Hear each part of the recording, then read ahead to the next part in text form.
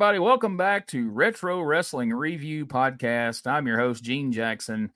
And of course, as always, we are joined by our co-hosts, Josh Briley and Richard Mulliken from P3 Radio. Guys, how are you doing? Woo! Awesome, man. Here. How Glad about to you? be here. I'm doing good, man. I'm excited. We're going to be talking about the March 20th, 1993 episode of USWA TV. Of course, we're up to episode 14, guys, of this podcast. And before we get going, I just want to remind everybody, if you don't mind, take a moment to subscribe, rate, and review the podcast wherever you're listening to it right now.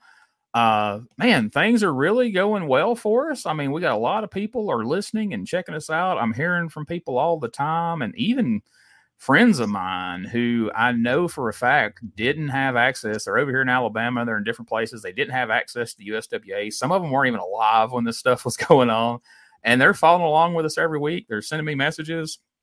And I know they're really watching because they're giving me examples of things they found funny. I got quite a few messages from friends when the most recent episode dropped, who were fans of the Big Black Dog. They didn't know he existed, but now that they know, they can't get enough of the Big Black Dog. And I mean, I think you guys know why, right? I mean, there's only one reason. Well, actually, there's three. He's big, he's black, and he is mean. Goddamn right. But anyway, things are going well. We're having a good time. I'm really excited to hear that everybody else is having a good time as well. You know, it makes this stuff worth doing when people are enjoying it. You know what I mean? Like, we're not just sitting here talking about the USWA into a void every week. So without further ado, have you guys been hearing any good stuff? Anybody letting y'all know that they've been watching? Or Well, I've just been seeing that Facebook group grow, man, and I'm just like, damn, that's a lot of people that, like you're saying, we know they're listening because they're finding the group to join. But yeah, it does make you feel like you're not out on an island now, and it's encouraging because now there's more people to talk about this shit with than there was before. I think the coolest thing is like, we're both on Facebook, with Pop Poncho and me with my page. When I get a message from somebody that I hadn't heard from in a while going, dude, I laughed so hard at blank in some part of the show that we're talking about. And it's like, something's like, oh yeah, I remember we did that. I remember we talked about it and had a good time with it. But, you never know who's listening. And it's like, wow, people are really catching on to what we're doing here. That's awesome. yeah, like certain little offhand remarks that I don't even know if anybody caught that, whether it's something that I said or you guys said, and then I'll get a message from like, oh my God, I spit tea on my computer when y'all said that. And I'm like, all right, that's cool. So far, knock on wood, I haven't gotten any angry messages from anybody. So I know Mike Samples hasn't seen any of the recent shows. I expect that message any day now because we're Bruce Brothers comments. We're friends on Facebook, so Lord knows if he sees my rant about the Russian promo last week, I expect to hear from him. But anyway, Dave and Corey promised a big show today, and we're going to kick it off with Hot Stuff Eddie Gilbert in action, who hasn't been seen here on television since he defeated his brother, the King of Rock and Roll, Doug Gilbert, in a Loser Leaves Town match a couple of weeks ago. And even though he wasn't on TV last week, he was advertised in an opening match against the Master of Terror last Monday night. And we know, as of the end of last week's show, that somehow, some way, he didn't quite make it to the Coliseum that night for that opening match against the Master of Terror. And I believe we'll hear a little more about that shortly. But, this opening match, we assume that Eddie's going to be taking on an enhancement guy. And typically, the enhancement guy would be standing in the ring waiting on Eddie to come through the curtain. But for some reason, Eddie's standing in the ring waiting for the enhancement person to come out. But that's not what happens. The Rock and Roll Phantom and Bert Prentice make their way out to the desk.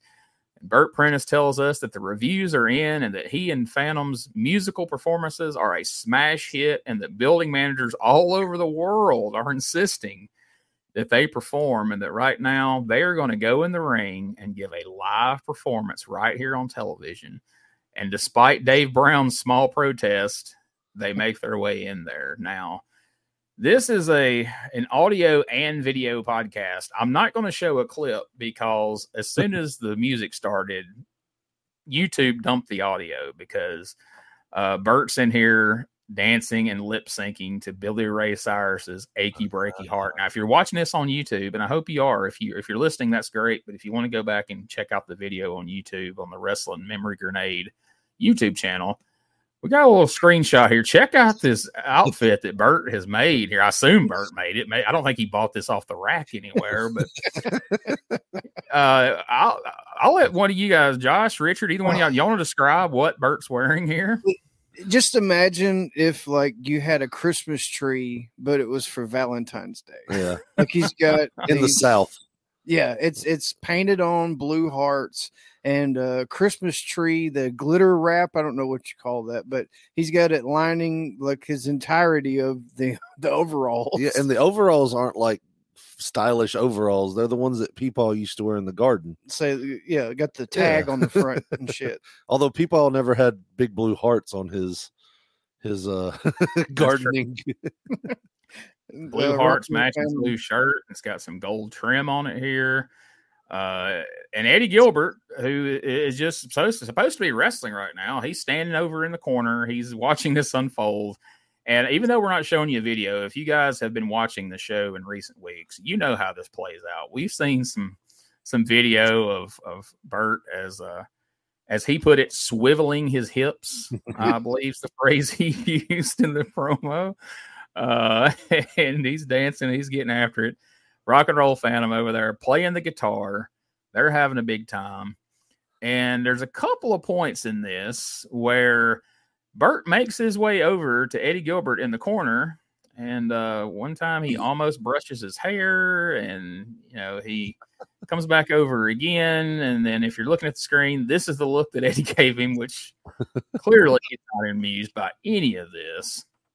So eventually, after a couple of times of Bert coming over there to him and then walking away, Eddie spins him around, decks him with a big right hand, lays him out, and then Eddie takes a guitar to the dome from the Rock and Roll Phantom.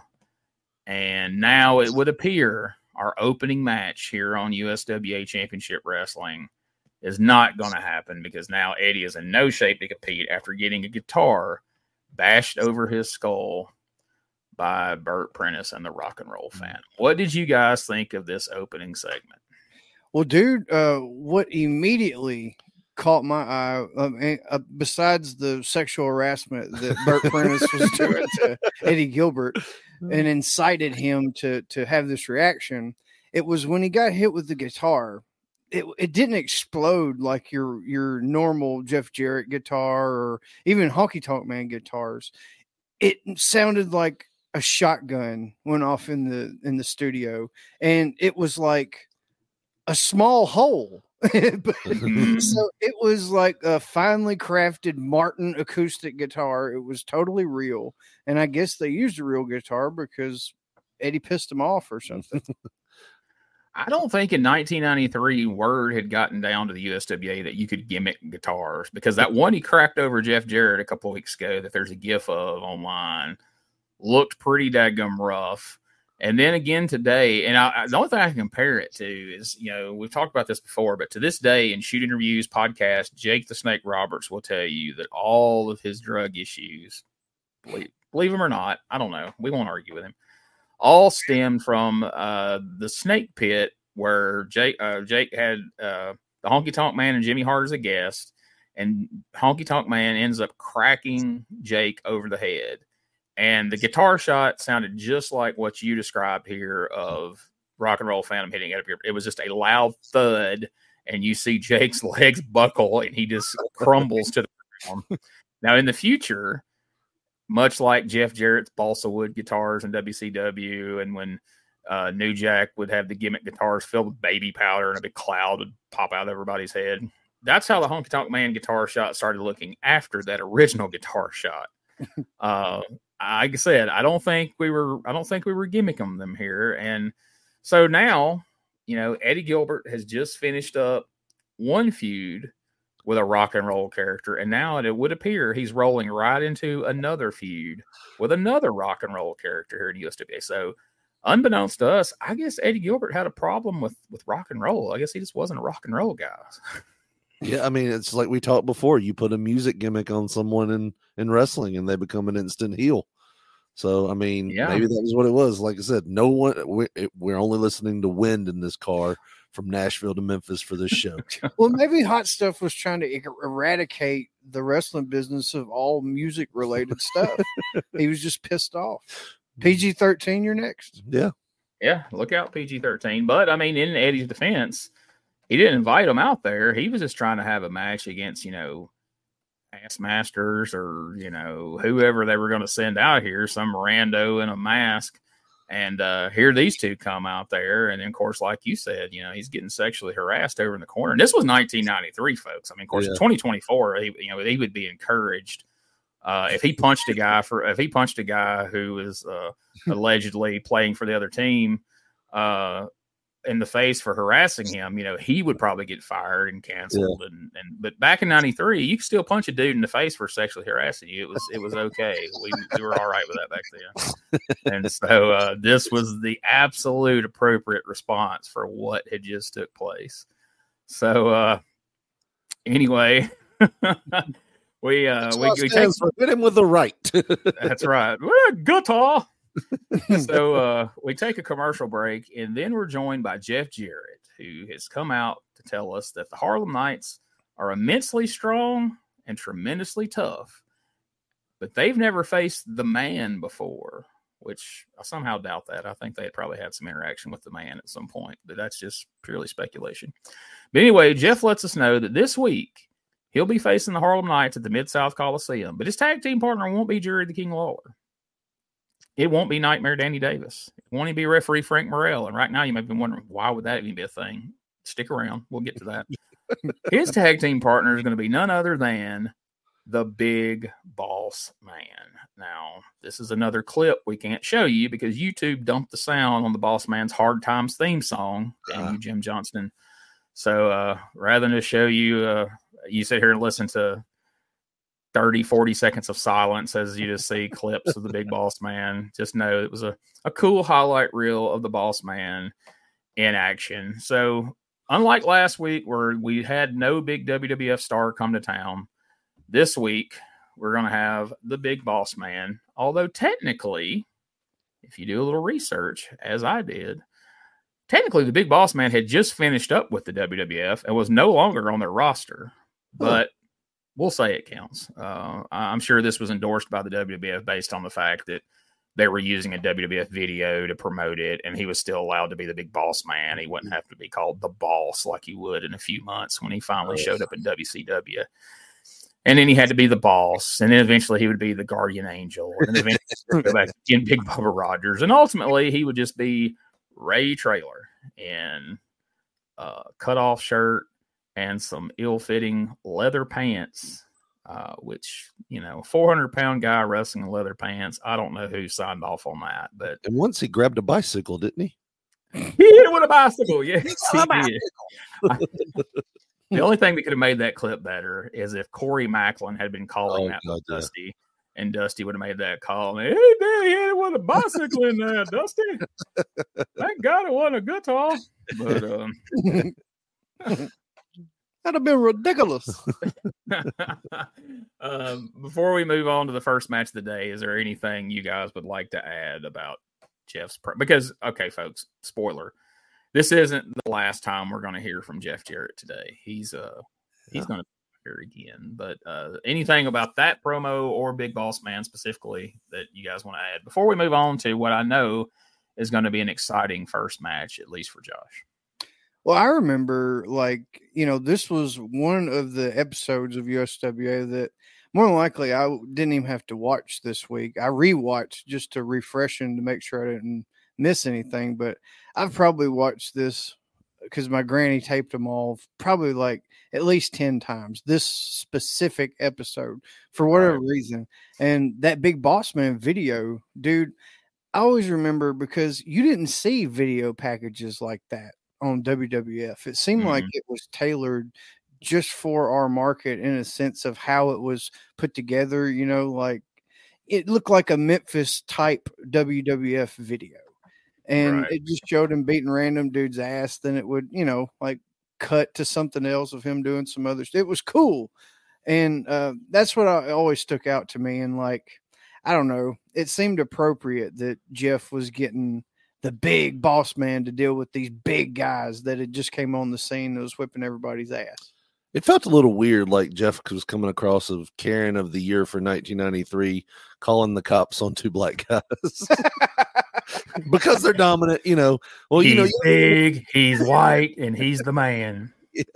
It's like, yeah, you know what? I'm gonna call the law on you guys. It's like, really? Is that what we're doing? Okay, cool.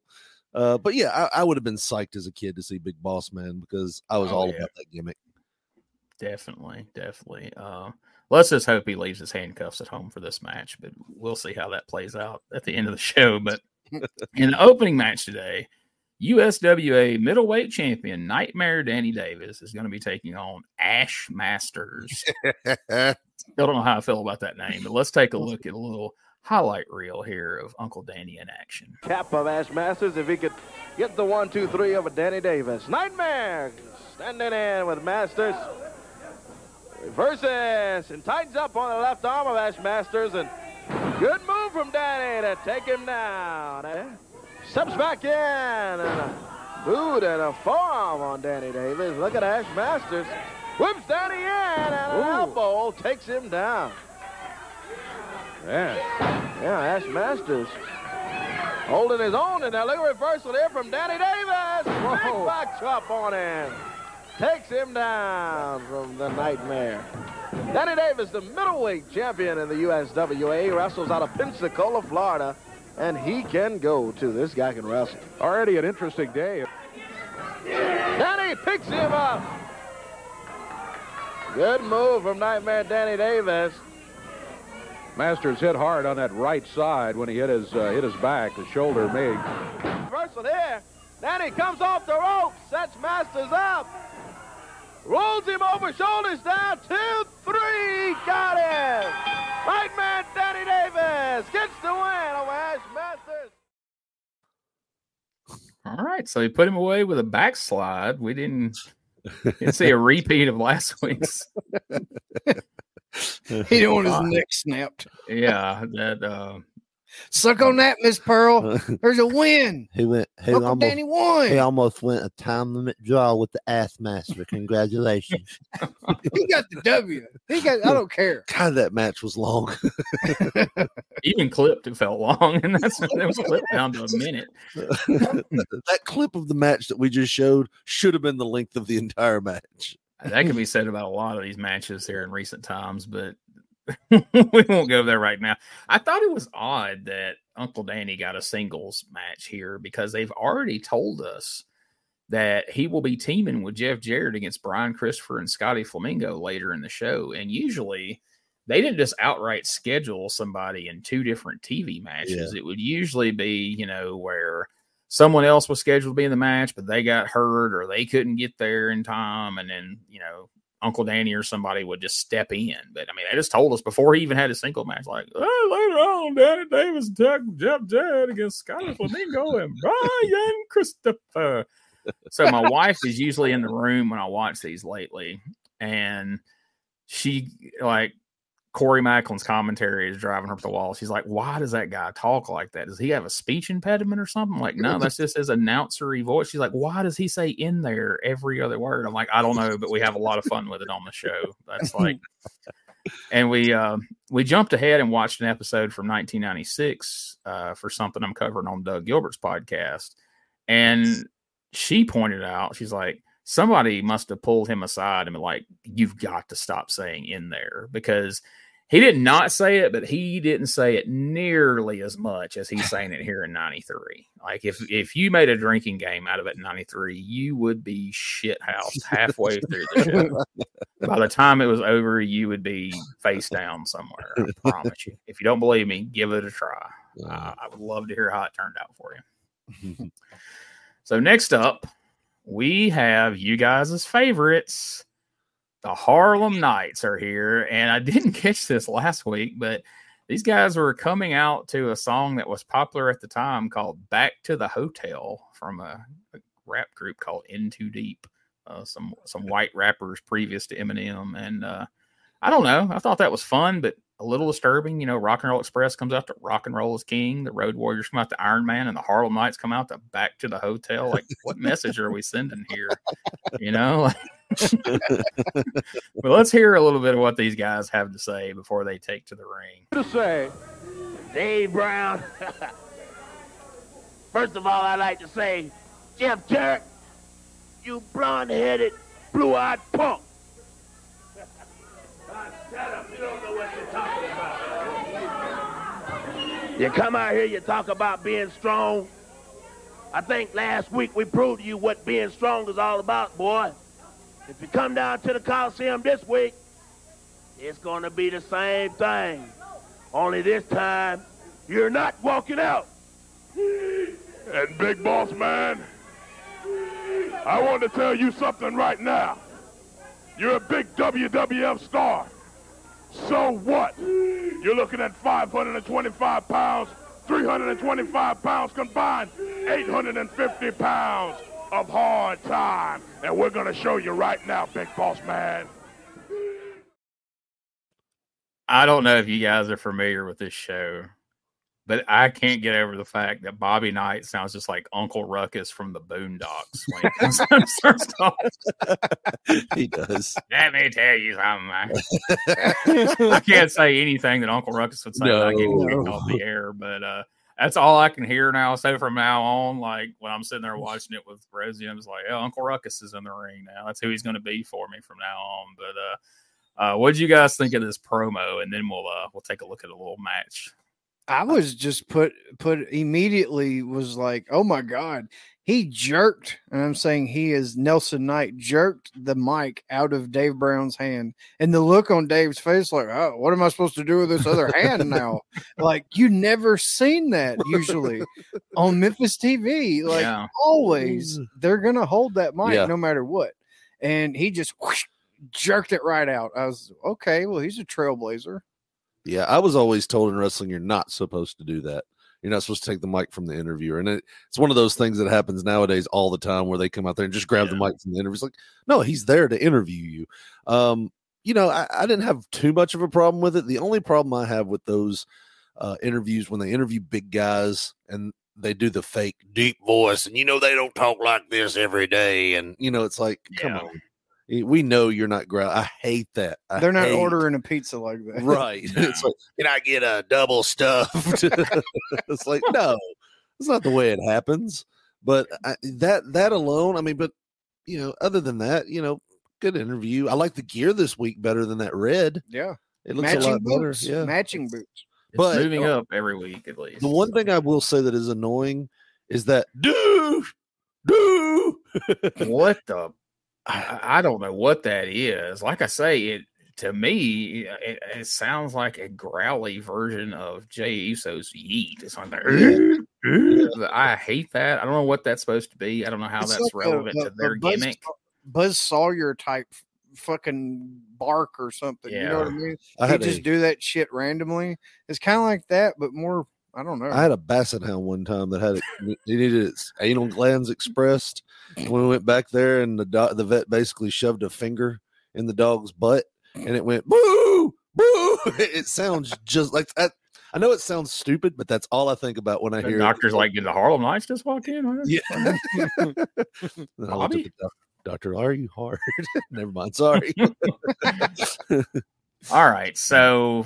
I know last week their match went a little long and it was a little rough, and you guys may have went a little hard on them. You know, some people said that boy, your guys aren't fans of the Harlem Knights, are they? And I was like, well, you know, they're like, well, I could tell you were trying to like unbury them, like you like pulled out a shovel and like started giving all their stats and like defend. I wasn't defending them. I was just explaining like these guys are green as hell. Why would you put them in the ring for 12 minutes in their first match on TV when they've probably had, you know, never had a TV match, and they probably ain't had 10 matches in their life. But anyway, let's see how this week fares for them, and if maybe they get booked a little better, and then we'll give you guys a chance to bury them a little further, or say, hey, no, they redeemed themselves. Let's check this out. He's at a distinct disadvantage today. Look out. They both jump him over there. They didn't even wait for the bell to sound hardly till they jumped him. Yeah. Now they've thrown. You know, these guys came into the USWA, and we really didn't know that much about them. Ooh. Anybody could look at them and see that they were big, but I think they have surprised all of us a little bit with their strength and with their ability to win matches against. Boy, look at this. Double boot coming at you. Take Sadler down. TD still. TD standing up to him in there. Boy, I tell you. Hate to tell you, though, TD, that's 525 pounds, and it's going to be, kind of tough to get out of there. TD running in after Nelson Knight. Look at that. Wow. Oh, boy. He stood there and waited on TD Nelson Knight in there. And not only is that Nelson Knight big, but he's got a big glove in there, Dave, that's loaded. Comes in with a splash on steel. My goodness. Now you got Tim Sadler in there. They got them both in. One working on TD, one working on Tim Sadler. First neck breaker and DDT on Steele and Sadler. Boy. And this kind of stuff. And Harlem Knights have just dominated the whole bout in there and get the win and head out of here. All of this extra stuff. Nelson Knight standing over Steele and Sadler. Got both of them covered. 525 pounds, and look at him there. Just roll all over TD Steele and Tim Sadler. And an incredibly powerful team here in the Harlem Knights. And a team of TD Steele and Tim Sadler, although...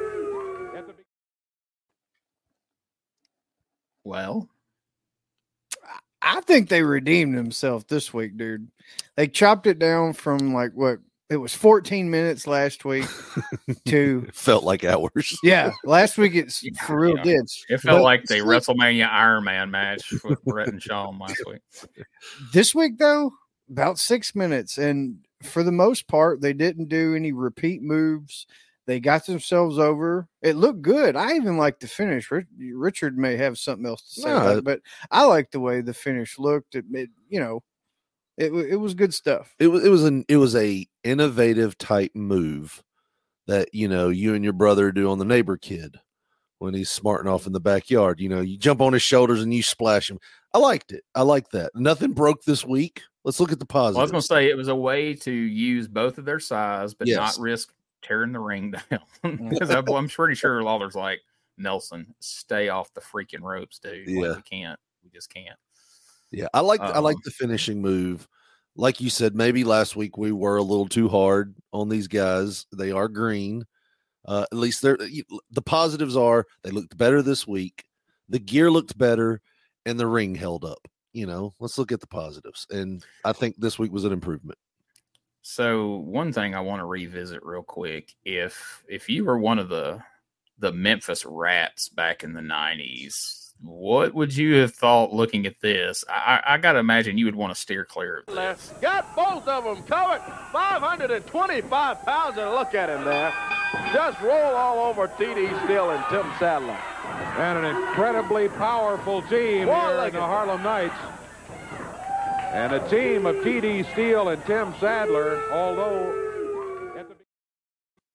It just went from 6 to midnight in here. The choke push-up was unique. Huh? That's my style right there. TD Steele's life flashed before his eyes when he gripped around his throat and starts pumping. He's like, oh my God. Holy shit, we didn't talk about this. Well, at first he was doing like the girl push-ups with his knees down, and his knees were right in the junk of both guys. Yes. After he spun around their face and teabagged both of them in one spin, I was like, That's one of the most athletic things I've ever seen Mabel do. He just teabagged 2 guys in a row by spinning over the top of them and then mounted them and then grabbed them each by the throat and started pumping on them. I was like, good, what are we watching? Good God. Like, they eat themselves until Nelson just raped them here on live TV. Like Sodom and Gomorrah on my TV over there. At the same time, I kind of felt like he was sending you guys a message because he did it to 2 of them. It's like from beyond the grave, Nelson's like, talk shit again, guys, because this could have been you right here, and then see what you had to say about it. But no, I thought they did kind of redeem themselves, and I do like that double team finish. It was, it was different, but it was a way to use both their girth as part of the finisher. I'm always kind of weird about when the referee counts when 2 different guys are covered, because it's like legally, but it's Memphis. Yeah, We're Moondogs and Harris brothers were using chairs during the course of a match and nobody said anything. So I'm not going to nitpick that. If they're good with it and you guys are good with it, let's move on. So I feel like we kind of need a break after that. That was intense. So let's take our first quick podcast commercial break, and then we'll be back.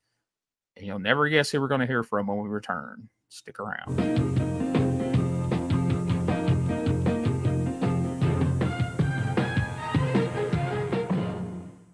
Hey guys, Ray Russell here, curator of the WrestleCopia Podcast Network, inviting you guys to listen to many of the programs here as part of the WrestleCopia brand, including, but not limited to, the Wrestling Memory Grenade, currently covering the 1988 and the WWF project. You can also listen to the Regional Wrestling Podcast, where we talk the territories, whether it's Jamie Ward with Georgia 81, Roman Gomez with the UWF in 1986, or Gene Jackson covering Memphis in 85. 3 projects going on right now over there at Regional Wrestling. You can also listen to the Wrestling Stoop with the legend himself, Bob Roop. Bob goes back in time each and every week, covering not just his career, but countless stories and interactions with hundreds of wrestling names spanning his 2 decades in the business. But that's not all. You can also check out the Puro Wrestling Academy with the professor of Puro Resu, Mr. Dan Ginnity. Dan and I go back in time and cover the history of Japanese professional wrestling in the English language. And you can listen to all of those shows and more, all part of the WrestleCopia Podcast Network, located over at WrestleCopia.com. That's WrestleCopia.com, and anywhere your podcast streaming needs are met, from Apple to Spotify, Pocket Cast, and beyond. And while you're at it, why not subscribe to our social media guys for all the latest goings on here at the WrestleCopia Podcast Network. Plus, I'm constantly adding old school video clips and pictures from throughout wrestling history. You can follow us over on X, formerly Twitter, at Wrestling Grenade. That's at RASSLIN Grenade. Also, follow and like me, Facebook.com/Wrestling Grenade. And why not subscribe to YouTube.com/Wrestling Grenade. So if you're looking to support that next up and coming podcast brand, please consider making it WrestleCopia. All right, guys. Like I said earlier, if you had a bet at the beginning of the show that there was going to be one Jeff Jarrett promo this week, well, folks, you lose, because he's back again. And this time, he's here to talk about the fact he has 2 matches this week, as Axel Rotten, who was snowed in last week due to the blizzard of 1993, as they referenced. We're hoping that he'll be able to make it in this week to challenge Jeff for the Southern Heavyweight title as part of that open door policy that they whip out whenever it's convenient and needed to explain why some random person has shown up. And then he spends some time once again singing the praises of the Harlem Knights. These guys are doing their best to put over the Harlem Knights here, because again, we didn't get a lot of time to build them up. They walked in the door and there was nobody from the WWF to be there. So we got to establish these guys as monster threats. And I think so far they've done a pretty good job of overcoming that match last week and making the fans believe that, these guys are a genuine threat to Jeff Jarrett and Jerry Lawler and decent society in general. And the most fun part of this interview to me was at the end when Jeff said, I know one thing about 3 different times lifting 3 different one things that he knew. I don't know. I'm just kind of a dick that notices things like that. But what did you guys think of Jeff Jarrett promo number 2 today? I checked out, to be honest with you. When I was watching this, I was like, well, why didn't we do this earlier? You know, this is petting the dog all over again, Jeff. We don't have to do it twice. Just get it all out at one time. Scratch his belly and move on. You know, we don't have to hash this out again.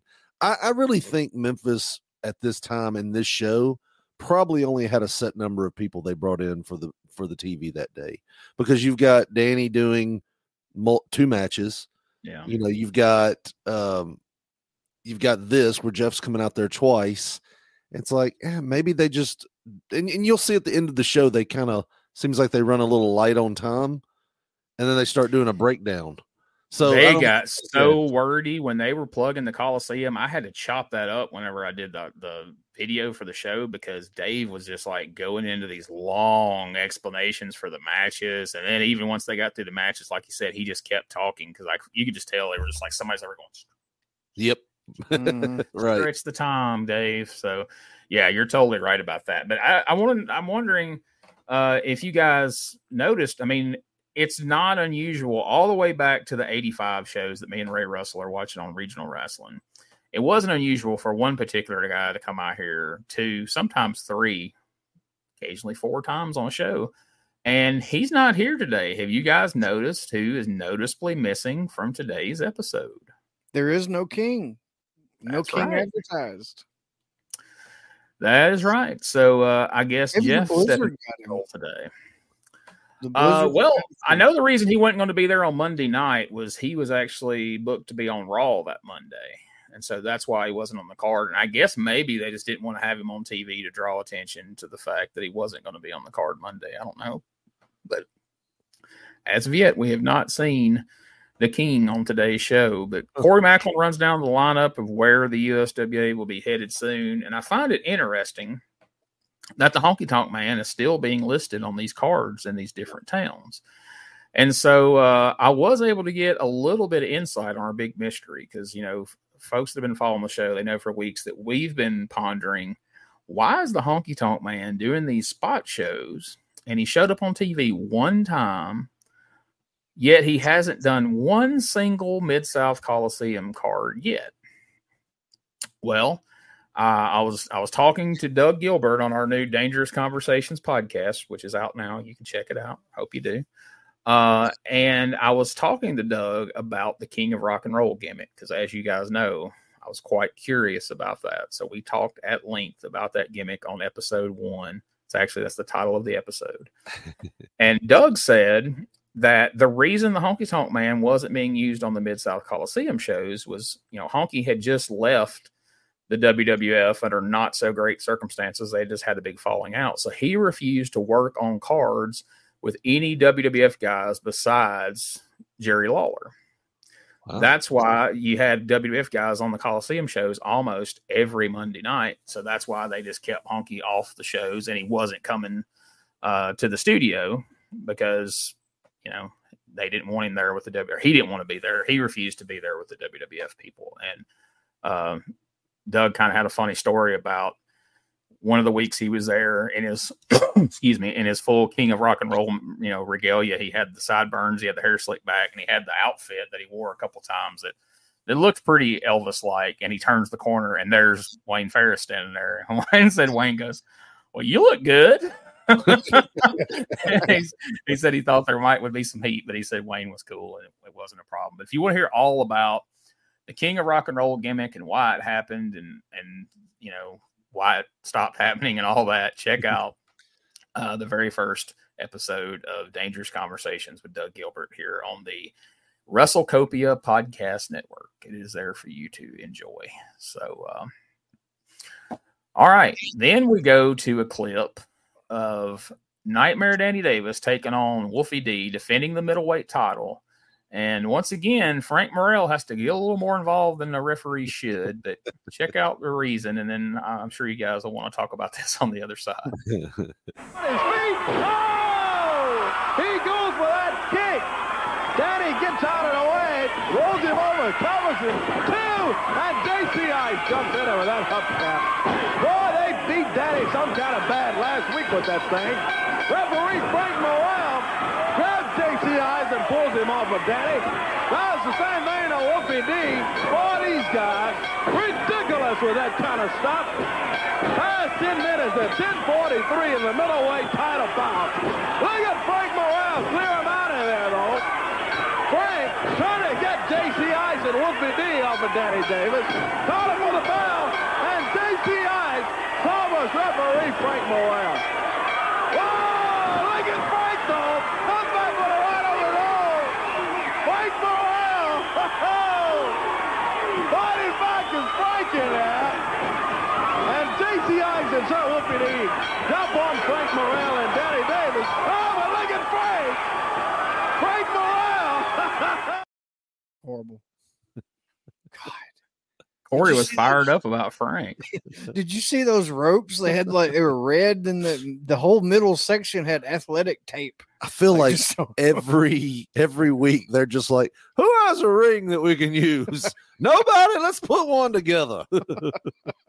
Me and Bob Anderson have done these OWF shows. I don't know if people have watched. There's like these parody comedy wrestling shows where we find like these terrible wrestling shows and backyard wrestling shows, and we do commentary over it. Waddy Jenkins is involved and all this crap. I've seen better rings on some of those backyard shows than some of these USWA rings we've seen, in all seriousness. Holy. But that may have been the worst of the bunch right there. Yeah. It was cool to see that they weren't going so hard on Uncle Danny with the hubcap this week opposed to last week, because just like that guitar shot from Eddie Gilbert last week, them hubcap shots were thumping, like boom, boom.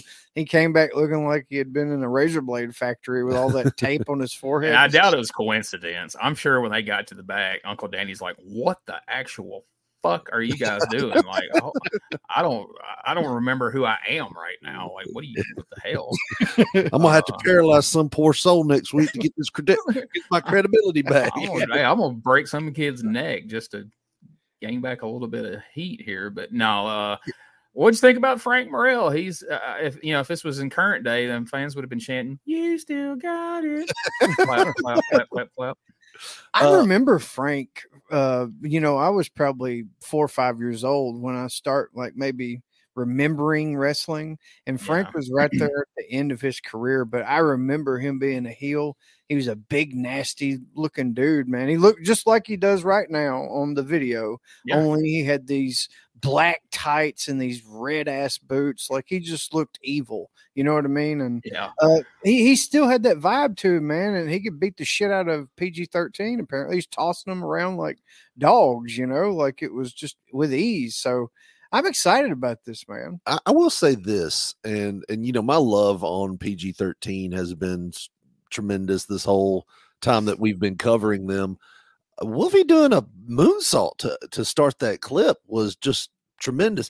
One more reason why these guys should have been babies, in my opinion. They're high flyers, they're young, the people like their stuff, and I'm like, man, this is every time I see it, it's like a missed opportunity that they could have been selling so much merch. I mean, man, I don't know. Just watching them do stuff like that, it's like, man, these guys were good.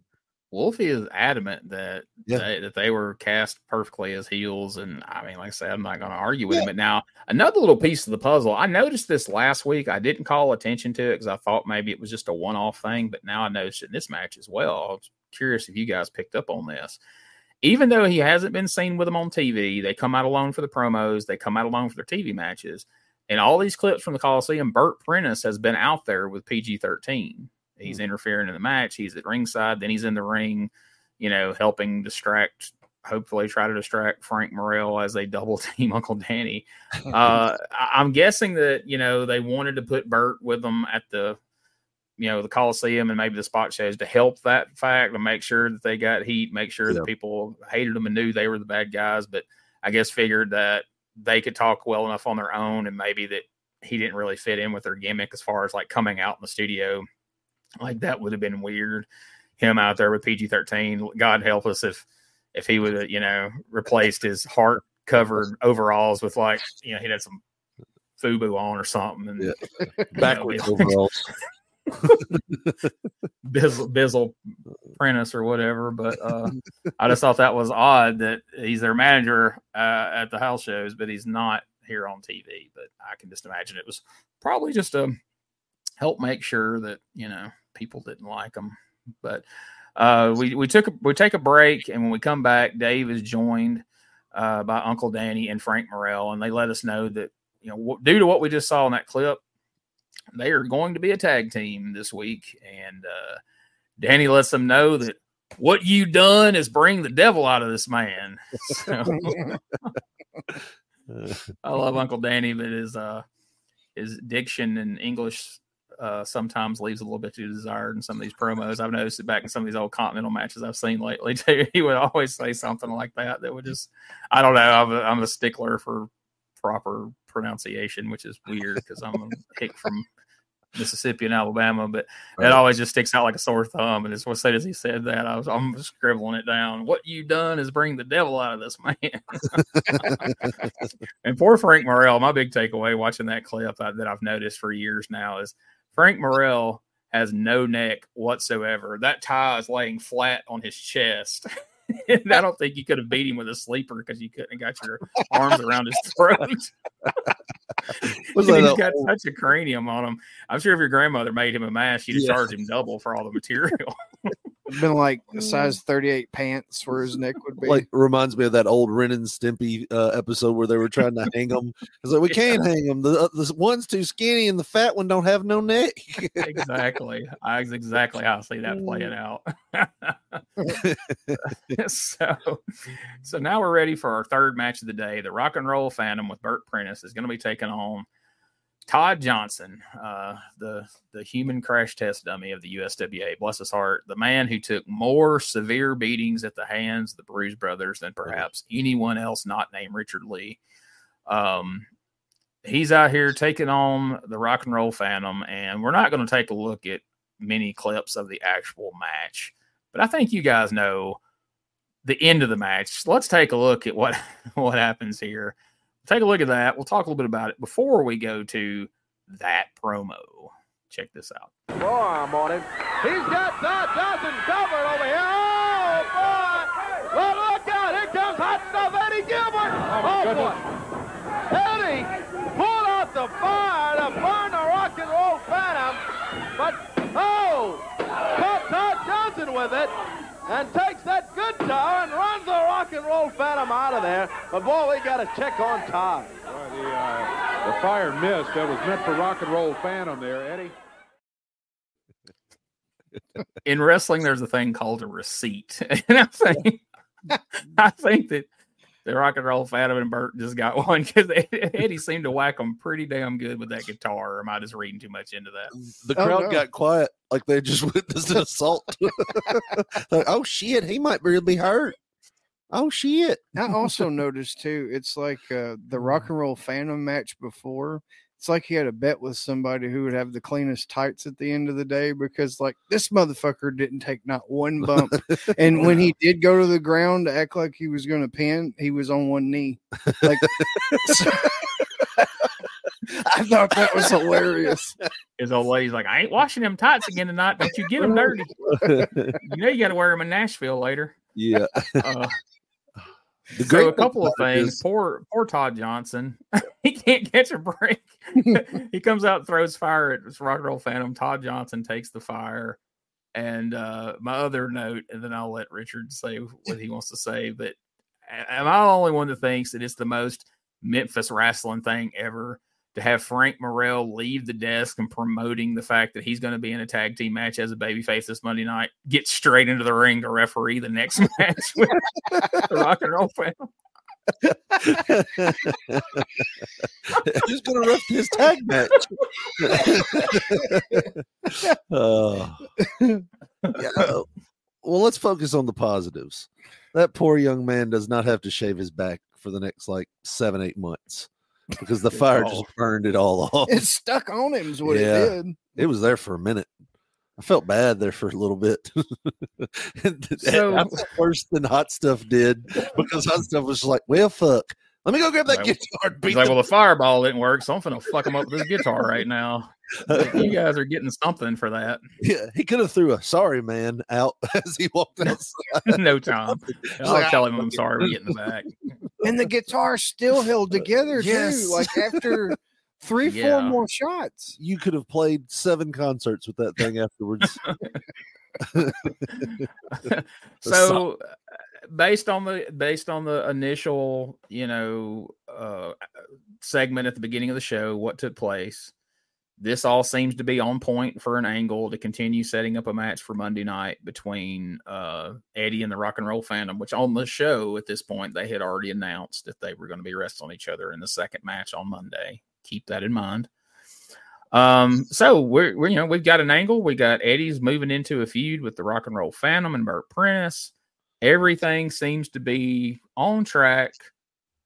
But then Eddie cuts a promo, and it feels like maybe we got a little off track. Let's hear what Eddie has to say right now. Dave, I've been sitting back there, and my day hasn't gone too well. It didn't start out on the right side. It's not going too well at all.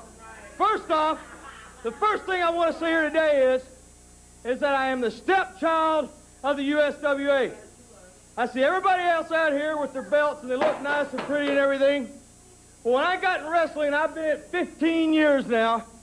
I don't do it. I'm not a preliminary wrestler. I've been in a long time.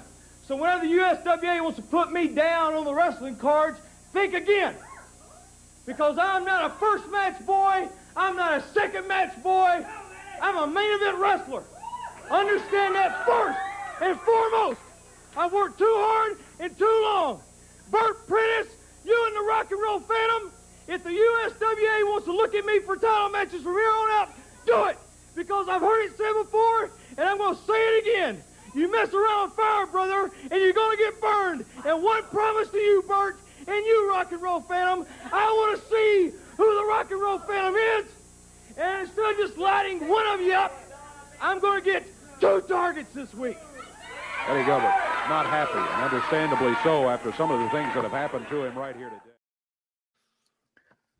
Okay, so I mentioned the first episode of Dangerous Conversations. I spoke to Doug Gilbert about this very promo because it kind of tied into, we had talked about the King of Rock and Roll and him leaving USWA, and this was kind of the tail end of that.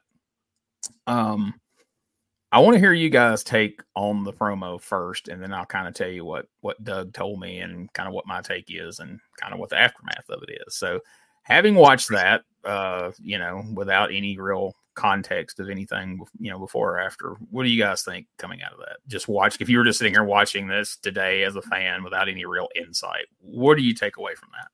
Well, I mean, there's some validity there, right? Because we've talked about it. It's like, 3 weeks ago now, we're like, why is Eddie opening this show? And then you see the card posted. Why is Eddie the first match on this card? Why is so? Yeah, it's very strange that he is. You almost like want to go, did he piss somebody off? Like, what's going on? But when you hear that interview, you really like start going, okay, what's going on? Like who has beef with him? Josh, what was your thoughts? I didn't mean to cut you off there. Well, no, that's my thoughts exactly. Even like, thinking back as a kid, you would have thought something was weird about this. I mean, maybe you would think, well, he just was in it with Doug and maybe there's nobody for him to fight. Maybe that's why he's not in there in the middle. Like, because there's so much more happening right now, and he's just trying to get to that baseline level and something else gets started, and maybe it's where it's placed is in the front. But yeah, even as a kid, I would have thought, well, that is weird because Eddie has been around forever. And right.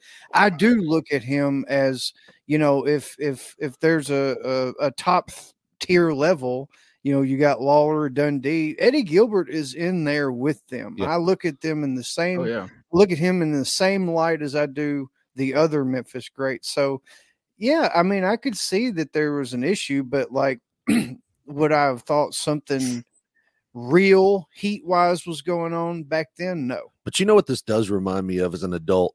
When you have an argument with your wife and, there's something that happens and now you're having this blow-up argument. You walk in the laundry room and there's a sock on the floor and you're like, how many times have I told you to pick up the damn socks? It's kind of like that because, he just got hit in the head with a guitar. He's hot. He's mad at the Rock and Roll Phantom and Bert Prentice. But then there's this thing about, USWA's booking me in this crap. Like it seems like it was a boil over from what he was already fired up, and now he's boiling on. You know what? And another thing. So yeah, it's kind of like what Josh said. We always looked at Eddie Gilbert as a main event guy. So what's going on? I mean, if you want to hear all of Doug's thoughts on it, you can check out the podcast. But, one of the things that I talked to Doug about and pointed out to him that is just I've noticed over the years, because the Gilberts, Doug and Eddie, we won't lump Mr. Tommy into that, but Doug and Eddie over the years have been known that when they felt they had been wronged by the promotion or whomever, would do stuff like this. They did it in Japan. They did it here in Memphis a number of times and a few other places. But the one thing I pointed out to Doug, I said, something that always impressed me. I said, you guys would shoot, and put something into the promo that clearly the promotion wouldn't want in there, and it isn't part of the story. But you guys would always circle back around and do business. He vented his frustration in the beginning. He's the stepchild of the USWA. He's not a first or second or third match boy, and I agree. But he still brought it back around and delivered the promo. He got in all the points that he needed to set up the match for Monday night. And I told Doug, I was like, and you always did. I was like, God, I said, you take the most infamous / famous / infamous again promo that you ever did on live Power Pro TV. And all the things that you said about the people that you said them about, but you still managed to promote your match with Brian Christopher at the New Daisy Theater in the process of doing it, which I think is impressive, because it's like you leave the option there of like, okay, when I come through this curtain, you're either going to do business and we're going to fix this and we still can have the match because I set it up, or we're not. But you can't say I was completely unprofessional and I didn't do my job. I went out there and set up the match. Yeah, I said a bunch of messed up stuff that you're probably not happy about, but I still did what I was, asked to do, because they didn't have a script back then. I mean, all they knew was, Eddie, go out there and promote your match Monday night, and that's what they got. So, Doug pointed out that, at that time especially, nobody was going to protect you in your spot but you. And, promoters could put you in spots on the card where, yes, Eddie Gilbert is a main event guy in Memphis, and that's how you perceived him, Josh. That's how you perceived him, Richard. That's how I perceived him. That's how most everybody, I'm sure, who knows Eddie Gilbert listening or watching this podcast perceived him. But if the promotion plugged him into first and second matches for weeks on end, and, he lost some of them or whatever, eventually you start to become a first and second match guy, because that's where you've been. That's how people perceive you. And then now you've been devalued. You can demand less money. You have less pull, because now in that territory, that's the spot you've been relegated to. So guys like Doug and Eddie were like, he's like, the only way to protect yourself is if you didn't agree with that, don't do it. Go out there and do what you got to do. And then if that don't, if you're not able to get in the position you need to be in, then you got to go.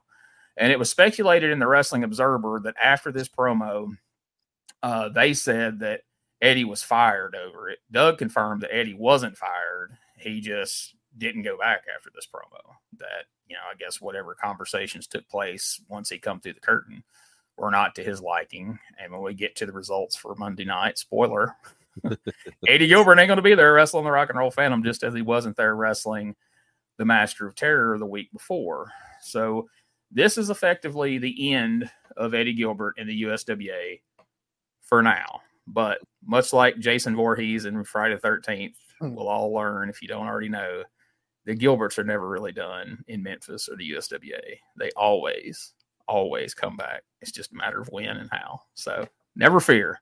We'll see him again as we travel on our journey through the USWA. But for right now, Doug's over in Japan after losing his loser leave town match, not as the king of rock and roll.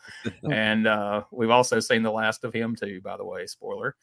And Eddie is gone. So we're going to move on.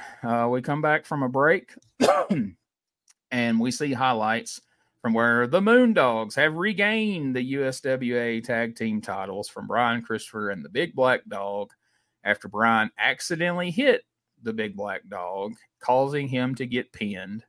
After the match, they teased a little split there. Eventually, Brian shook the big black dog's hand. It seemed like everything was okay. And then him and Prentice turned on the big black dog and left him laying until the Moondogs ran out to make a save for the big black dog.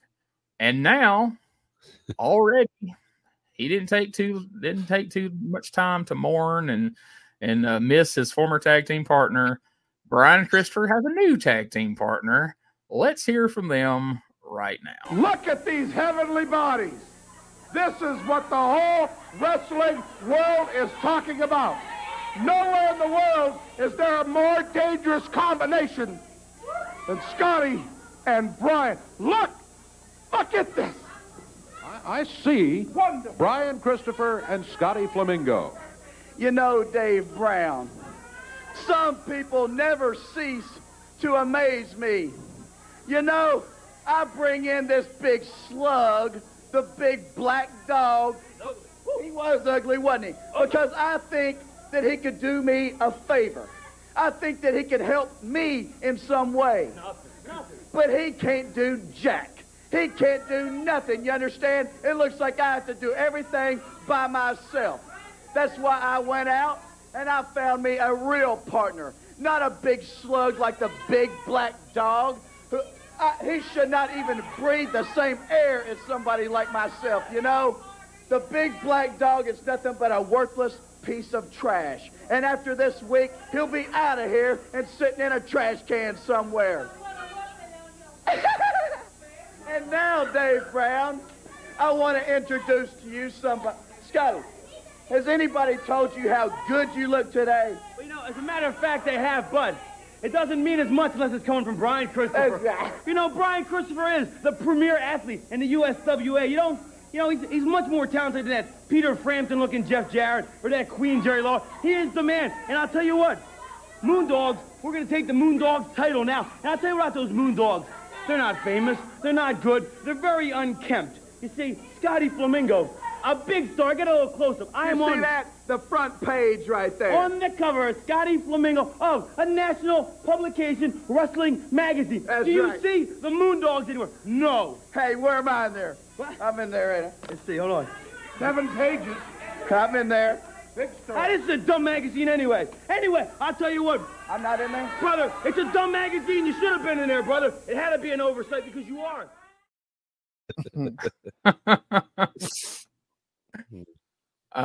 This is a dream tag team for me. I'm a big fan of Brian. Obviously, I'm a big fan of Scotty Flamingo. A lot of fun together. The bit with the magazine. What did you guys think of this pairing?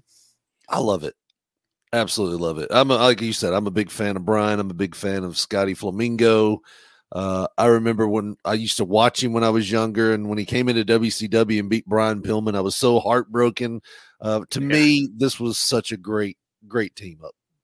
Yeah, their personalities go like peanut butter and jelly, man. I honestly believe if they would have stuck with it, they could have been a lot bigger as a duo than they were. You know, and just a note from, you know, like moving forward in the future about this specific thing. Fucking Raven kind of hurt my feelings whenever he kind of just he said it in one of his shoots. He was like, yeah, Brian, he's mentioned that tag team that we had back in the 90s with you know, in Memphis or whatever. Like, I didn't think it was a really big deal. And I'm like, motherfucker, that was a big deal. Yeah. Like, I loved you guys, you know, tag teaming. But yeah, their personalities, like I said, it was just great. And Bert Prentice fucking killed me. Look at those heavenly bodies. He was drooling while he was saying it. And I love the fact he had changed out of his heart overalls. I got a feeling like he come back there and either Scotty or Brian are both like, "You're not wearing that out there, are you?" I was going to. No. Put your jogging suit on. You're going out there in that. So there's some fun shenanigans throughout this match. So the fourth match, the main event of the day, our expiration of time match, as they call it in Memphis. Brian Christopher and Scotty Flamingo with Bert Prentice taking on Jeff Jarrett and Nightmare Danny Davis. And there's some like I say, there's some pretty fun shenanigans throughout the match that start out right out of the gate. So let's take a look at some highlights, and then we'll talk a little bit about this match in just a moment. Look at these heavenly bodies. Scotty Flamingo, he has quite a reputation, there's no doubt about it. And Brian Christopher has made his own reputation. You know him well, especially from the way he's been out here running that mouth ever since he decided to go as a single wrestler some time ago when he broke up his team called the New Kids. All right, well, the Mutual Admiration Society continues over in the corner. Scotty says, you start. You should start. And Brian says, no, you should. Oh, okay, we're going to odd man out here. What are you doing? What to do? Paper, scissors, and all that sort of thing. Referee finally tires of all of that and said, ring the bell. Here we go. Danny Davis starts against Brian Christopher. He got some talent in the wrestling ring here today, fans. Here we go with expiration of time action. Christopher draws back to give him a clean break. And nails it. Boy, let me tell you. Reversal here, though. Oh, Christopher hangs on and jumps over the top rope. Oh, yeah, he and Flamingo celebrating there. Kind to Danny Davis as he's been sabotaged by both Scotty Flamingo and Brian Christopher. All right, Scotty leaps over the rope, and now they celebrate again. No, he's not embarrassed. He's not embarrassed. Bert Prentice claiming that embarrasses Danny Davis. That didn't embarrass him at all. He's just standing there in amazement, wondering why you guys don't just climb back in here. They're complaining that Danny pulled his head. Danny whips him in. Flamingo goes over both of them again, and there comes back and oh my goodness. Why? I thought Danny had him outsmarted that time. Hey, he did. Look at that.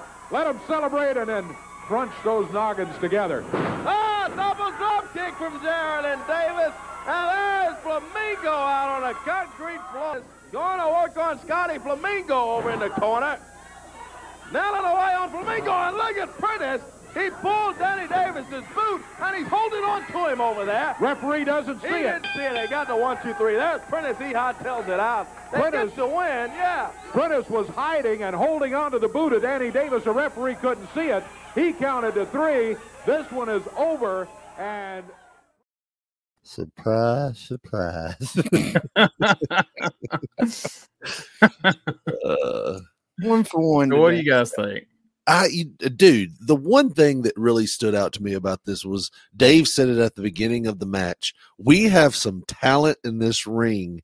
And you sit there and you look, you've got Scotty Flamingo, Brian Christopher, Jeff Jarrett, and Danny Davis. You know what I mean? It's like, dude, this is a action-packed main event for a TV show. Like, when was the last? This is a really cool match we have seen, like, on paper. I've got it in my notes, and you guys tell me if you think this is an overstatement of the case. But I put in the notes that, in my opinion, this is the best TV match we have seen in this entire run of USWA of 1993, starting in January. I can't name a better TV match we have seen.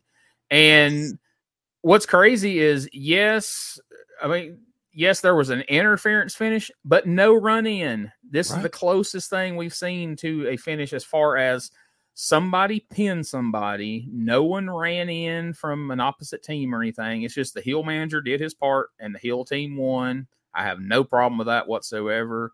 Poor Uncle Danny was spread from east to west there. It puts some heat on Kevin Christian because it's like his whole freaking leg was under the rope. Like, how do you not see that and make the count? But it's the finish. Fuck it. Who cares? But yeah, man, all the shenanigans during the match and Danny and Jeff look good in their spots. I can't put this match over enough. When I saw it on paper, I was like, that's got some potential if we don't have a Moondog run in or Harlem Knights run in or anything like that. And as I watched it the first time, I was waiting for it. And then, he pulled the leg and Scotty got the pin. I was like, holy crap. Yeah. Somebody got pinned and nobody ran in. I'm so excited. And how many weeks? As a kid, how hateable were Brian and Scotty with the hug thing? Gosh. I haven't hugged my mom that much in 10 years. And I don't know if that says more about them or me, but I mean, my thing is like, how many times did they hug in that whole match? And it was like, and you're like, oh, if these guys don't stop hugging and fight somebody, it's great heel stuff. I loved it. I felt like there was a couple of times there where I was like, Danny, drop kick him, do something. Like, I felt like there was like a couple of times where they were really waiting on it and he didn't do it. I'm like, all right, was he missing the cue here? What's happening? But I think he was perfect because by the time he finally run their heads together, like you said, they had done it so much. You had milked so much heat. Where at home, you're just like, damn it, do something. Go. Why these guys keep hugging? You know? What was it Dave called them? The Mutual Admiration Society. I was like, that is awesome. That is awesome. The MAS. But yeah, like to Josh's point earlier, there's been times when, like, as these shoot interviews started becoming more prevalent stuff, where there was things like this where it's like, I can't wait to hear what they have to say about that because I love it so much. I can't wait to hear them put it over. And then when they say something like Scotty did, it's like, yeah, I didn't think it was that big a deal or whatever. Then you're like, well, shit, you know, it's like they just dumped on your, you know, one of your favorite memories. I can only assume that probably somewhere in this run towards the end or in the future, Scotty probably got mad at Lawler, Jerry, or Brian, either one, but possibly Jerry over something to do with money or booking or some such. And that kind of soured him on the whole experience, maybe. And maybe that's why he's not putting it over. Or maybe him and Brian had bad dealings about something in the future. Or who knows? But yeah, that was disappointing to hear that because I was wanting to be like, oh my God, it's some of the most fun I ever had in my career. You know, it was awesome. We could have went, you know, so far if we'd have kept that going like you had just said. And then when he kind of buried it, I was like, oh, well, that's disappointing. Yeah, two men don't hug like that if they're not really having a good time. Something happened. Yeah. Yes, because if you noticed, I thought they would do it just to mock them, and I was kind of disappointed they didn't. After they ran their heads together and then they did the double drop kick and sent them flying out of the ring, when Danny and Jeff did the high five, I was hoping they would do like a mocking hug of them and then like point at them or something, but then they didn't hug. And I'm like, yeah, these guys are just too straight for that. Like this was 93. They're like, no, we're not even doing it to be ironic, you know. Last man I hugged, I drove him head first into the canvas.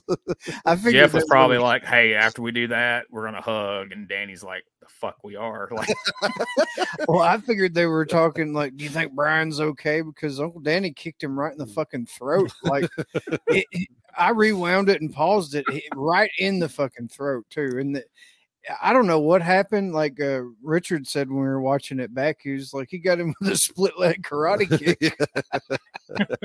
It's like he legit went sailing out of that ring. Like I don't think he jumped at all. Like he literally got kicked out of the ring. Good stuff. But yeah, kudos for like that match again. To me, is the most fun and the best TV match we've had, and I'm afraid it's going to be a while we see anything of that caliber again. But I hope I'm wrong. I hope they top us, you know, very soon. But that's going to be a tough one to beat. But right now, let's take our second and final commercial break of the day, and then when we come back, we're going to run down the Mid-South Coliseum card, find out what this has all been building to. And then we're going to find out what you guys think of this. I mean, kind of a spoiler. We already know that everybody loved the main event. But what did you not like? What did you really like besides it? We'll find out. Let's take a quick break.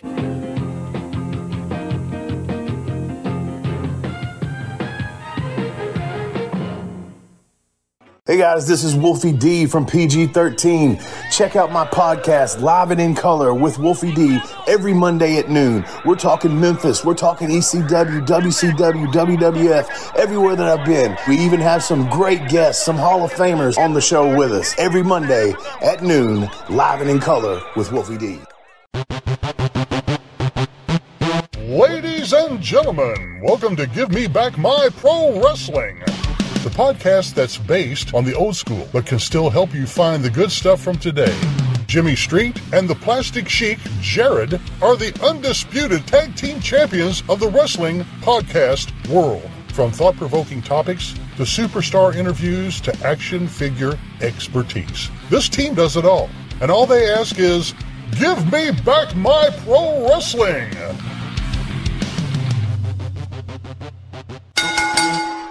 Every other Thursday, wherever you listen to podcasts.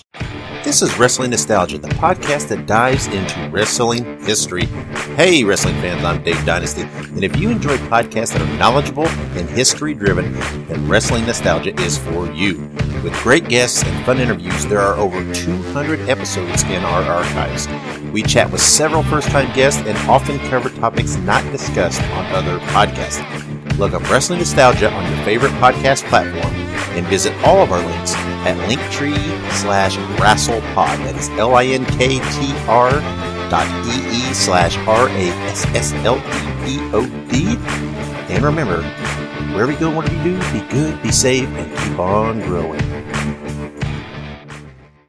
All right. We want to thank those guys for sponsoring us, as Wolfie calls them on his show, his dope ass sponsor. So I guess that's some of our dope ass sponsors right there, as the cool kids say. But all right, let's listen to Dave and Corey. And if you're listening or watching this and you see some like obvious jumps in this, Dave was getting really long-winded about promoting this card and telling us the entire backstory of everything. And I try to keep these clips to less than 2 minutes. And if I would have let it go, this would have been like a 6-minute Mid-South Coliseum clip. So check out the matches, and then we're going to talk about them when we come back. Time, Hurricane Hatchet will be going against the Master of Terror in the opener. Eddie Gilbert then going against the Rock and Roll Phantom. And this one's not listed as a grudge match, but after today, I think it could be, because Rock and Roll Phantom smacked Eddie with that guitar. It's got a couple of them on the card. Brian Christopher against Big Black Dog.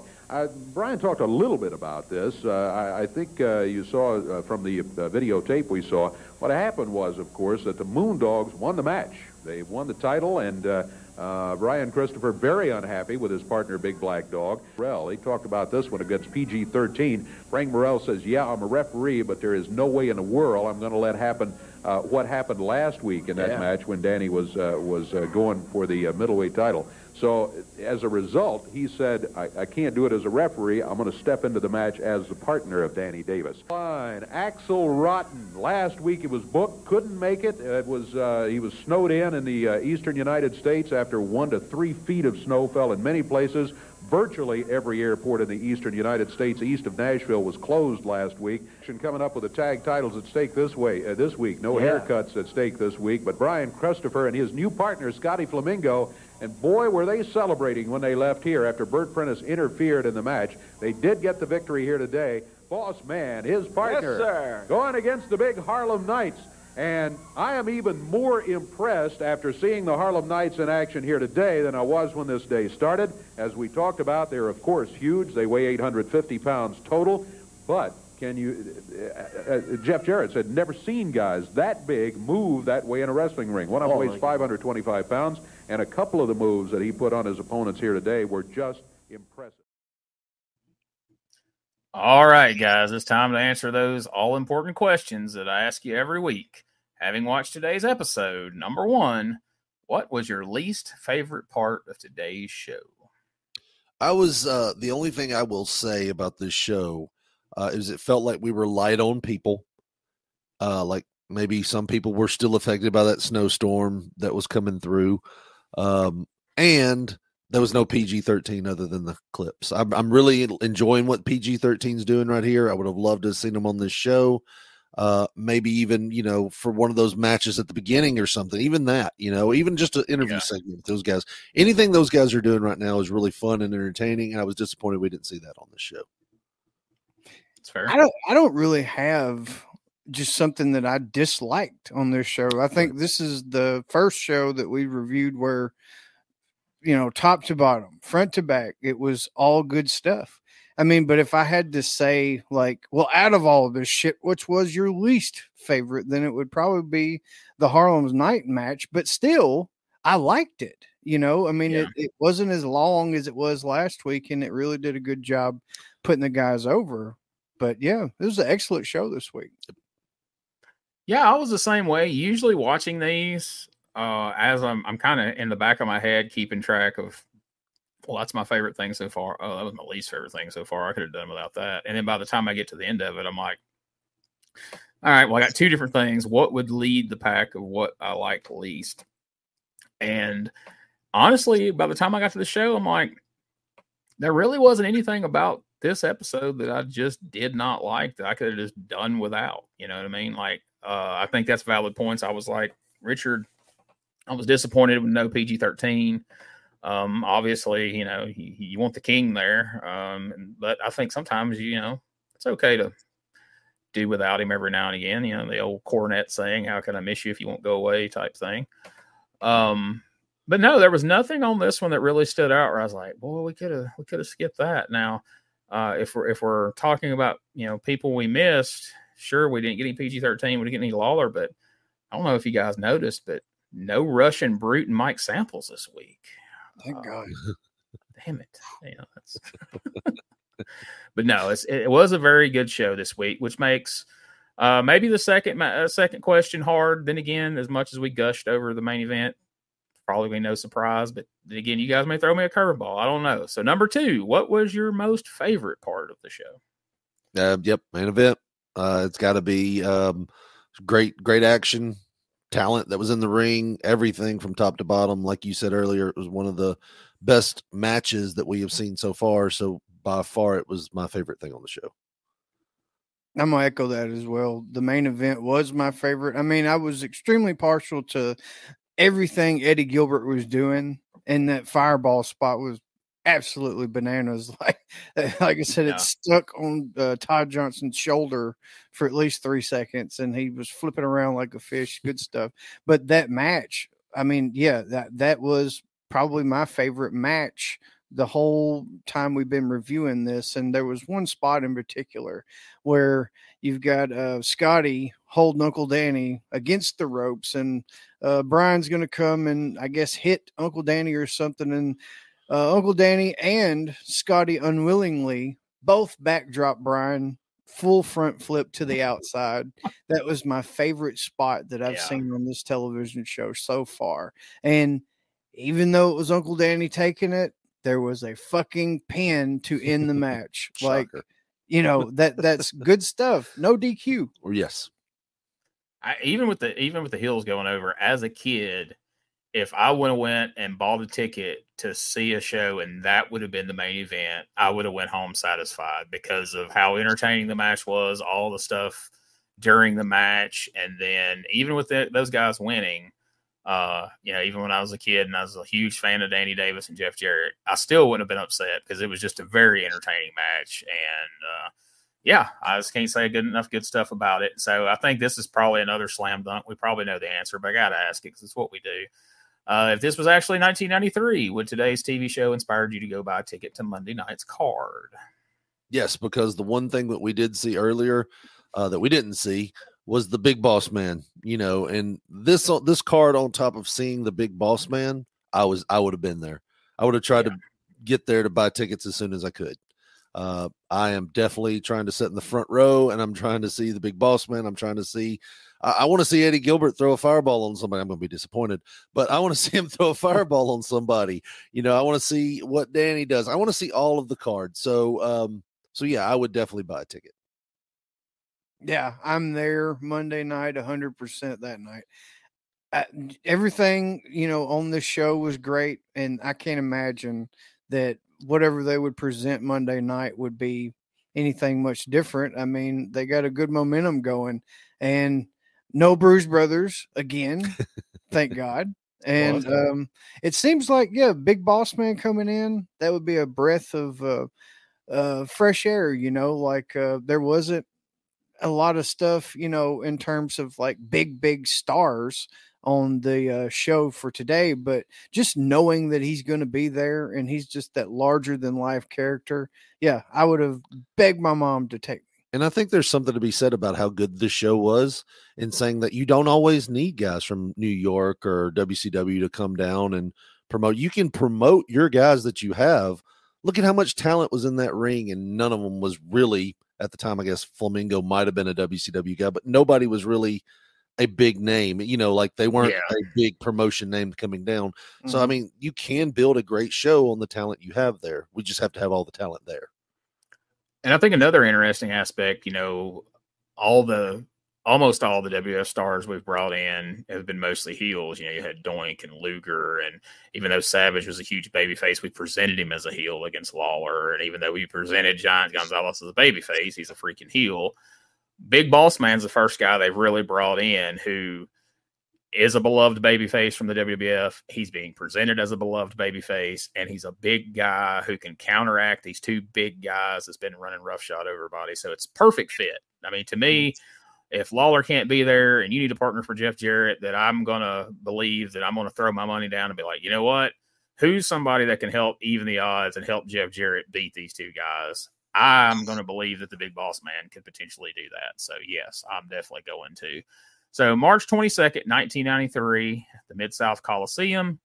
You know, this is the first card with no Lawler in quite some time. So, we are down. Last week, we drew 1,600 people. This week, we're in the neighborhood of 925. That's a $5,500 house. Respectable with no Jerry Lawler on it, you know. Opening match, the Master of Terror defeated Hurricane Hatchet. In the second match, Uncle Nightmare Danny Davis defeated the Rock and Roll Phantom by disqualification because there was no Hot Stuff Eddie Gilbert here. In the third match, Brian Christopher defeated the Big Black Dog. So he gets the win there. It doesn't say if he had any help from Bert or Scotty or anything. It's just simply Brian beat the Big Black Dog. Match number 4. Again, we have no context to how this exactly went down, but PG-13 defeated Nightmare Danny Davis and referee Frank Morrell. And I know when you say it like that, it sounds like that should be what happens. Referee Frank Morrell. Maybe I should have left that part out. I don't know. But anyway, in the 5th match, I like this. Brian Christopher and Scotty Flamingo won the USWA tag team titles from the Moondogs, Spot and Splat. Nobody's hair was on the line or any of that. It was simply for the titles. So that means, you know, this new tag team we're excited about, we're at least going to see some more of them. I don't know if we're going to see a lot more, but we know we're going to see at least another match next week until they drop them back to the Moondogs. Because, you know, we've been playing hot potato with the tag team titles now for weeks on end of Moondogs, Bruise Brothers, Moondogs, Bruise Brothers, Moondogs, Bruise Brothers, Brian and, you know, Black Dog, Moondogs. So let's see if Brian and Scotty can break the cycle and hold on to these belts for a little while. I certainly hope so. And then in the main event, Jeff Jarrett and the Big Boss Man defeated the Harlem Knights via disqualification.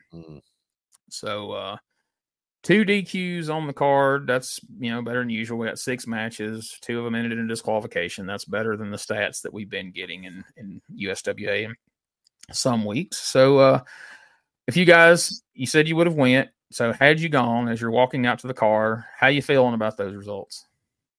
I'm not liking that there's a DQ in the main event, especially Boss Man coming down. I mean, surely to God. I mean, even at that point, you know, Mo and Mabel, they're like we're talking about, they're green as fuck. Why not get Mo, because he's the smaller of the two? Get him to take the pin or something. I would even go the opposite way. Bossman's bulletproof. Are you not going to go watch him because Men on a Mission beat him? You know what I mean? Like, yeah, and Bossman's out of the WWF anyway, so they're not protecting him. So why not use this moment to put over your 2 big guys and have them go over Bossman? I'm just saying, as a fan, I want Bossman to kick their ass. Yeah, exactly. Well, I mean, we won't spoil what happens next week, but based on what the return match is, if I was booking this, would have had Men on a Mission go over on Jarrett. That'll make more sense next week, and we'll talk about it in depth. We're not going to go into it here. But anyway, that's what we got. We got the Men on a Mission going over by DQ. But if I'm there, I'm leaving out of there on cloud 9 that Scotty and Brian won the USWA tag team titles. I'm not even mad at it. It's a win for me. So I'm happy. But yeah, I agree with you guys. DQ finishes in the main event are super lame, especially when we've been doing it. We did it with Macho. We did it with Kurt Hennig. We've done it way, way too much. But I think it's just kind of what it's going to be, guys. I don't know. I think we're going to be pissing in the wind if we're going to think that's changing anytime soon. It's a Memphis thing. But nonetheless, today has been one of my favorite episodes we've reviewed. Great main event. Great show overall. The Big Boss Man came in. I'm going to call this one a win, and I'm excited to see what happens next week based on all what we saw this week. Yep. Us too. Well, I'm speaking for Josh now. I think this kind of gave us a shot in the arm, and look how far we've come. Like we say this every week. We started with Mike Miller, and now we're here. Not to say anything bad about the man that can throw a chair better than Nolan Rollin can. We miss you, Mike Miller. Yes, we do miss Mike Miller, but I'm saying, look how far we've come with our storylines, with our show. Oh, yeah. It's every week seems like it's getting a little bit better. I would like to have seen Mean Mike Miller throw a chair at the Big Boss Man, and Big Boss Man use his nightstick to deflect it, but he looked clearly not in the cards. And that morning, he was blaming Lawler for beating him up. It would have been police brutality. That'd been a long angle. We'd have stretched that out for several weeks. I think Rodney King was bad. Let me show you something. Oh. He tried to arrest my hose. That's my two best hoes. All right, guys. It's been another fun one. I say let's do it again next week. And folks, be sure you check out P3 Radio. I know I've gotten a lot of feedback from people about how much you enjoy Josh and Richard here on the show and how entertaining they are. And if you think they're funny here, you ought to hear them on P3 Radio. They are pretty restrained here on the USWA podcast, but they let it rip on P3 Radio, and it's always a good time. I highly recommend you check it out. And as for the other stuff I'm doing, well, hang on. I'll tell you more about that in just a moment. But let's let these guys go so they don't have to sit around. So we'll catch you here next week for more of the Retro Wrestling Review USWA podcast. Hey, folks, before we get out of here, I'd just like to take a moment to tell you we appreciate you checking out the podcast. And if you would, do us a favor, subscribe, rate, and review the podcast wherever you're listening to this right now, wherever you're watching it. If you'll just take a moment to either subscribe, to rate, and review, let us know what you think. We hope you're liking it. But even if you're not, let us know what you would like to see changed, and we will take that in consideration as we move forward. So we really appreciate any feedback we can get. Also, we just want to say how proud we are to be a part of the WrestleCopia brand of wrestling podcast.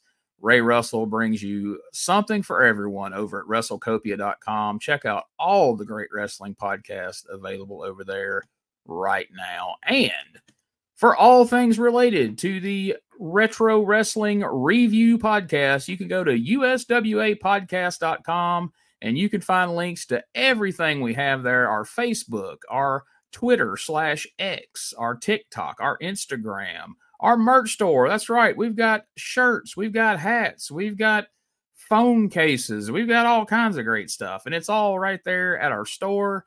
And you can find a link to it at USWApodcast.com. There's a link to the YouTube channel we're associated with, the Retro Wrestling Archive. You can find all that there. And if you have questions for us, if you saw something on the show that you have a question about or a comment about, if you've got some info to answer a question we have, or you had a question you want us to read on the air, if you want to work out an ad swap, if you want to have any kind of communication with us, you can go and send an email to USWApodcast@outlook.com, and I will get back to you just as quickly as humanly possible. And if you're a fan of Dangerous Conversations with Doug Gilbert, and if you've heard it, I know you are, check out DougGilbertPodcast.com for all things related to Doug's podcast. You can find links to our Facebook page for the show, our Twitter. You can find links to Doug's social media, his Twitter, his Facebook. All that's available there, plus a link to the YouTube channel. And if you have a question for Doug you would like for me to ask him on the air, you can send that question to DougGilbertPodcast@outlook.com, and we will get it added, and it will get answered in a future episode just as quickly as we can work it in. So we appreciate you listening. Thank you so much, and we'll catch you here next week for more